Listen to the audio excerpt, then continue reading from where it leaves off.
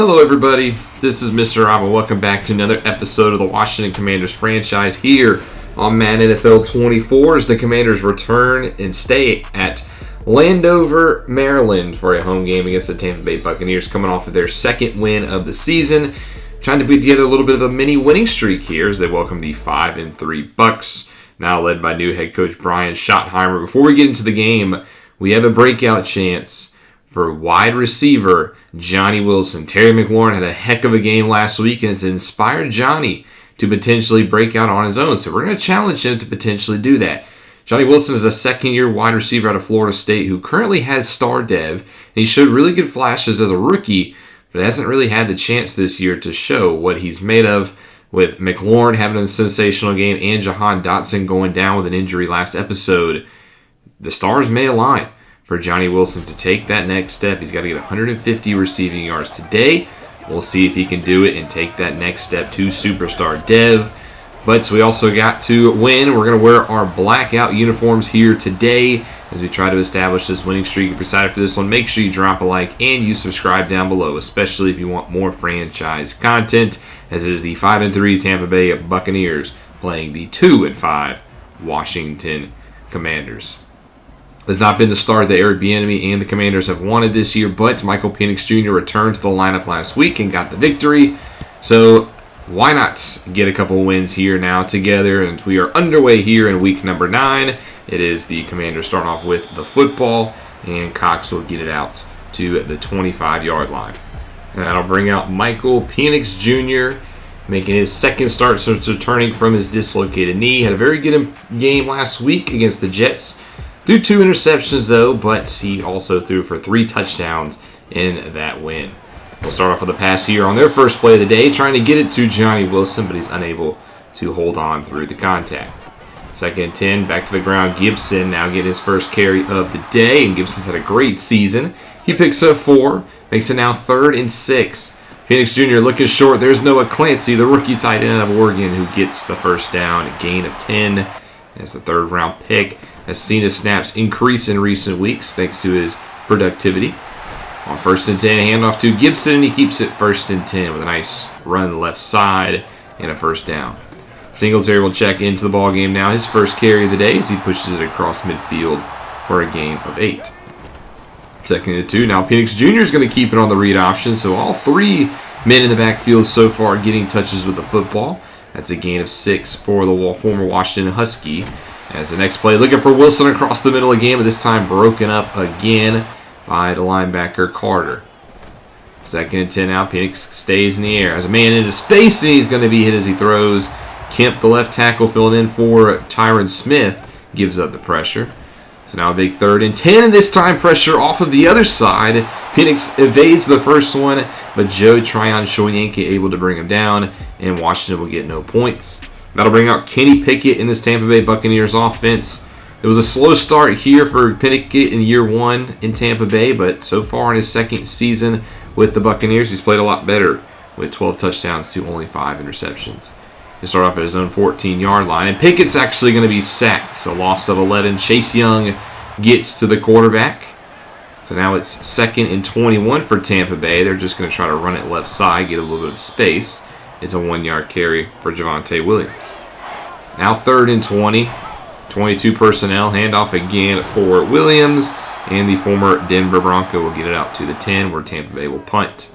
So thanks to Chase Young's sack, not only is it back up Tampa Bay, but it gives pretty good field position for Washington to begin their drive as they begin in enemy territory. Unfortunately, they go into their own territory after a 2-yard loss. Now 3rd and 12. Penix just checks it down for Gibson, and that drive really went nowhere despite good field position. So Tampa Bay gets the football back, this time not on their own goal line, as here's Williams breaks the tackle. The former Denver Broncos signed a 4-year, $36 million contract in the offseason to come to Tampa Bay. He's coming off of a 52-yard performance in their last game. 2nd and 6, Williams gets tracked down this time. Yamin Davis comes across the formation, and now it's quickly 3rd and 5 for Tampa Bay. Pressure brought, but Pickett looks left side, and he finds his X-Factor receiver, Mike Evans, coming off of a 2-touchdown performance. Gets a first down here. So now out to the 40. Pickett off play action across the middle. That's going to be caught. That's the former Washington Commander, Curtis Samuel, who signed a 1-year contract in the offseason. but Tristan Wirfs also hurt on the play. Out to the 17, Pickett looks right side, and this one's caught, gets 2 feet down. Curtis Samuel gets a little bit of revenge. He scores on his former team, and Tampa Bay will strike first and take a 7-0 lead after the end of the first quarter. Washington, though, begins the second quarter knocking on the doorstep, and on 1st and goal, it's going to be a sack. Kalijah can't see with a great sack on Penix Jr., not allowing him to get outside the pocket. So now 2nd and goal from the 13. Again, looking for Wilson. That's his 3rd drop of the first half. So now you face 3rd and goal from the 13. Penix running to his left, just throws it to the sidelines, and Washington will walk away with 3. So now 7-3 is your score. Tampa Bay back with the football. Out to their own 43. Handoff left side, and Williams will get 9 on his 6th carry. 2nd and 1 now. Quick drop for Pickett. Feels some pressure. Rolls to his left. Fires this one down the field, and it's going to be dropped. Cameron Curl with a nice hit on Elijah Moore causes the incompletion.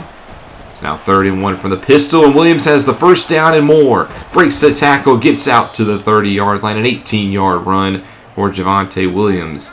As our run defense has not been very good this season. It's actually the worst in the league, which is very unlike these Washington Commanders. Pass defense has also been very bad as well, as there's a 1st down at grab. Now inside the red zone goes Tampa Bay. Picking on the bootleg, checks it down. That one's going to be caught, but only a gain of 1. Nice defense by Cameron Curl. 2nd and 9, 2 tight ends in the formation. Play fake again. Pickett looking for the end zone, is caught for a touchdown. It is Cade Otton with the score. His 3rd touchdown of the season, and Tampa Bay takes a 14-3 now lead as Washington can't just keep kicking field goals. They got to get something going here. Unfortunately, it won't be Gibson. He is hurt on the play, and he is out for the rest of this game. So now Washington facing 3rd and 6. Penix Jr. running for his life. He's going to be sacked down for a big loss of 13. Randy Gregory is there, and that will force a punt. So now Tampa Bay with all the momentum here, as we still have half of the second quarter to go. As on 2nd and 7, a check down pass will gain 4. And now a big 3rd and 3 for the Bucs. Washington brings pressure, and it gets home. One too many men as Drue Tranquill gets the sack. At least that'll end the Tampa Bay Buccaneers drive. So you're still down by 11, though, as Singletary gets the handoff. He'll be getting the majority of the snaps now with Gibson hurt. He gets back-to-back carries here. Now 2nd and 8, trying to get outside, and he can't. Picks up only 3. Nice pursuit by Tampa Bay, and it's quickly now 3rd and 5. Penix will go to the air. He looks short, has McLaurin, but he's going to be marked inches shy. He doesn't get there, and Tampa Bay forces another punt. That'll take us to the 2-minute warning, where the Bucs have an 11-point lead, and they have the football at their own 42. All set eye. Pickett drops back to throw. Looks left side. Has Evans, but he comes back for the football, so he loses all of his forward progress. No gain. 2nd and 10. Pickett feels pressure. Evades to his left. Fires that way, and he gets this pass swatted down. Drue Tranquill's played pretty good pass defense in recent weeks. I do got to give him that at least. So now 3rd and 10. Got to get off the field, but again, 3rd down defense continues to be our Achilles heel. Elijah Moore tight ropes the sideline, moves the chains, keeps the drive alive. Next play, short. Samuel has a touchdown grab today, picks up 3. 2nd and 7 now, inside a minute. 4-man rush. Pickett fires across the middle, and this one's caught. Forbes was there, but he allows Otton to catch the football. Again, just as the plays that you just cannot allow to happen. So now Tampa Bay in the red zone. Next play, right side. Touchdown, Buccaneers. Elijah Moore with the score. It's now a 21-3 lead. The Commanders do have 40 seconds on all 3 timeouts, but on the next play, Penix Jr. gets picked off in the flats. Jamel Dean with a pick 6, and the Buccaneers have busted this game open wide, 28-3. So now 30 seconds. The Commanders will just run the ball to get to the half, but they actually gain a 9 here. So Bieniemy, why not? Do you have timeouts? Might as well take some shots. Now 2nd and 1. Penix Jr. gets hit as he throws. This one's a lame duck, and it's intercepted. Again, Jamel Dean, 2 interceptions in 3 plays. And we'll just go to the end of the first half. An ugly end to this one for Washington. They're now down 28-3 to the Tampa Bay Bucs. Can they get back in this one? So we get into the halfway point of the season, officially the halfway point as it's week number 9 in the National Football League. We'll take a look at some of the scores in the league. We'll start off in Philly. The Eagles playing host to the Giants. We will see New York for the first time next week. They currently trail 21-0 at half to the reigning Super Bowl champions, Philadelphia Eagles. Next, we'll go over to Miami. We'll play host to their AFC East opponent, New England Patriots. The Dolphins are leading 14-7. Miami's gone off to an abysmal start this year. They're trying to turn around, and a win against the 6-2 Patriots would really help. And then finally, in East Rutherford, New Jersey, the Jets are playing host to the Texans. They currently lead 7-3, trying to get back to 500 after their loss. And back to our game here in Landover. It's been all Tampa Bay here in the first half, 28-3, currently your score, as the Buccaneers will start off here with the football. As I'll give it to the ground for the first 2 carries. Williams gets bottled up this time at the line of scrimmage. We got an early 3rd down. 3rd and 1. It's a read option this time. Pickett's going to keep it. Right side, got some space, makes the defender break his ankles, and that's an 11-yard run for Kenny Pickett, who's been on fire so far today. Next play, back to the air for the first time, as that one's caught by Evans. There's a hand in the area, but it doesn't matter. 2nd and 7, let's make it 2nd and 12, as this will be a false start here on Tampa Bay. Both the right guard and the running back is now 2nd and 12. Quick slant, that one is dropped. Nice defense that time by Snead to break that one up. So 3rd and 12 now here for Tampa Bay. They're just going to set up a screen. It's Rachaad White who gets outside, and he gets the first down. That's the kind of play you cannot allow that happen when you're down by 25. So fresh set of downs in enemy territory. Back to Williams on the ground, who picks up 7. Makes up 3. Now 2nd and 7, full house in the backfield.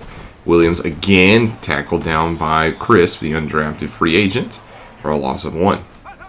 3rd and 8. It's pressure sent by Washington. Tampa Bay counters outside with a pass to Otten, a first down throw. He beats Jatavius Martin in coverage, and this drive continues here for Tampa Bay. This is not what you want for Washington. All this time is going to eat up the clock. 1st and 10, Pickett somehow gets that one to the sidelines. Plenty of pressure there, unable to bring him down.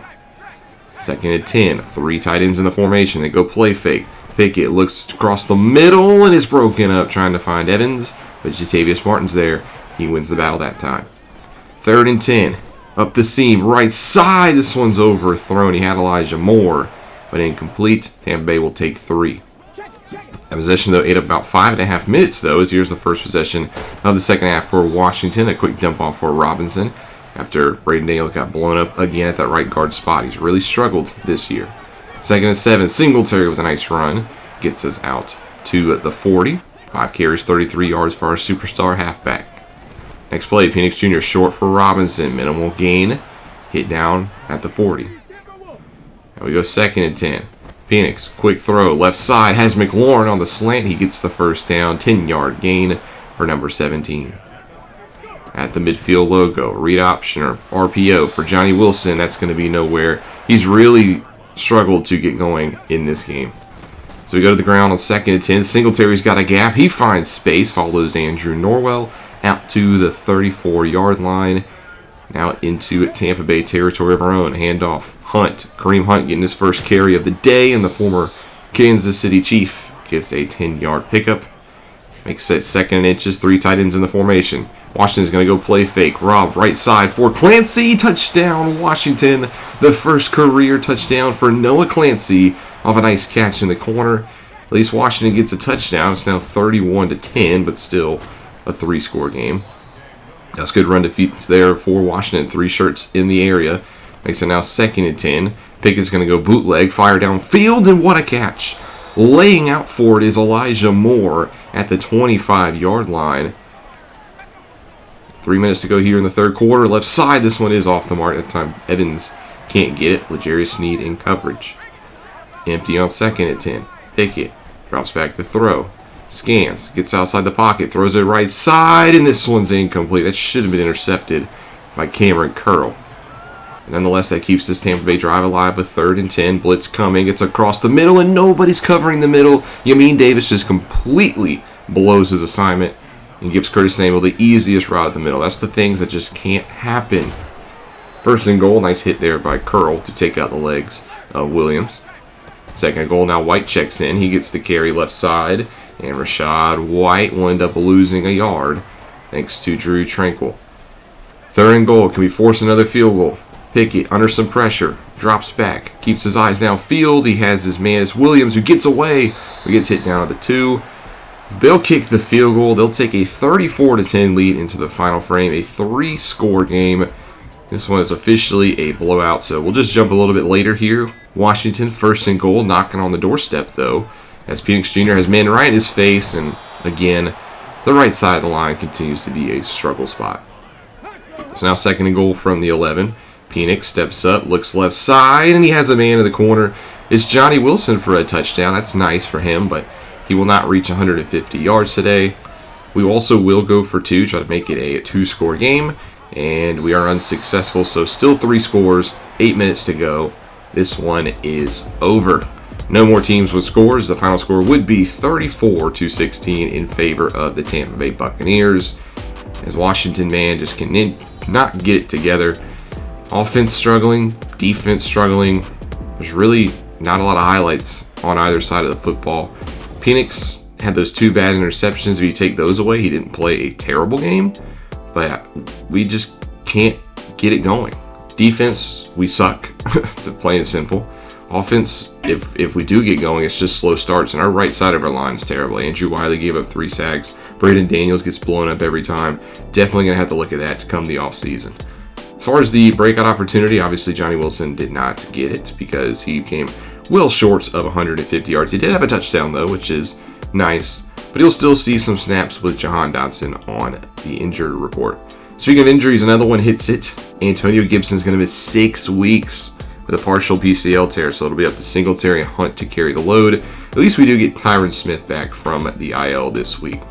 Here are scores around the league in Week 9. If you saw the first one, yikes, we'll take a look at that one in just a second. But we'll start with Thursday Night Football, where the Lions drop at home to the Cardinals 21-14. They're now officially under 500. Remember, they don't own their first-round pick.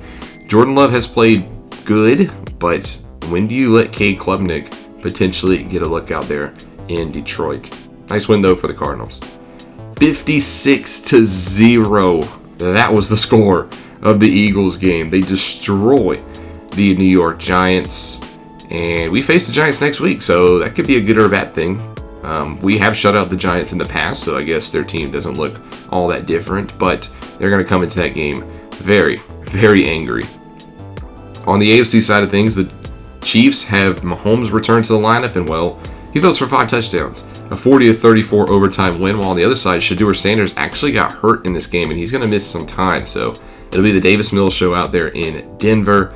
With the Chiefs, they tried to get back on track following Mahomes' return from injury. On Sunday Night Football, the 49ers will beat the Steelers, a nice matchup between 2 tough teams in their respective conferences, 27-19. Both quarterbacks played pretty clean football, but Brandon Ayuk, 2 more touchdowns. He's now up to 18 on the season already through just the halfway point.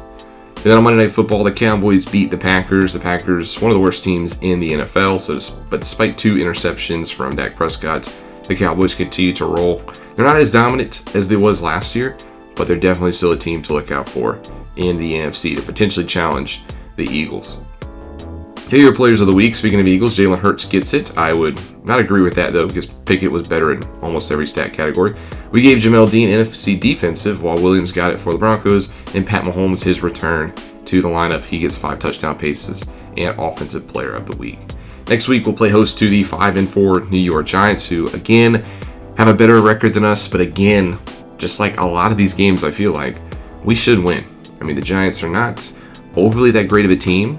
You know, they don't have a lot of playmakers on offense, but I thought the same thing against the Los Angeles Chargers, and, well, we got cooked by Justin Herbert. Now, thankfully, Daniel Jones is not on the level of Justin Herbert, so I do think we have a little bit better chance here, but we got to start winning some games, man. We cannot be 2-6. This has been a disappointing season, and we got to righten the ship. But thank you guys so much for watching. Thank you guys for sticking through it. If you've enjoyed, make sure you drop a like and you subscribe down below, especially if you want more franchise content. This is Mr. Rob, and I'll see you in the next one.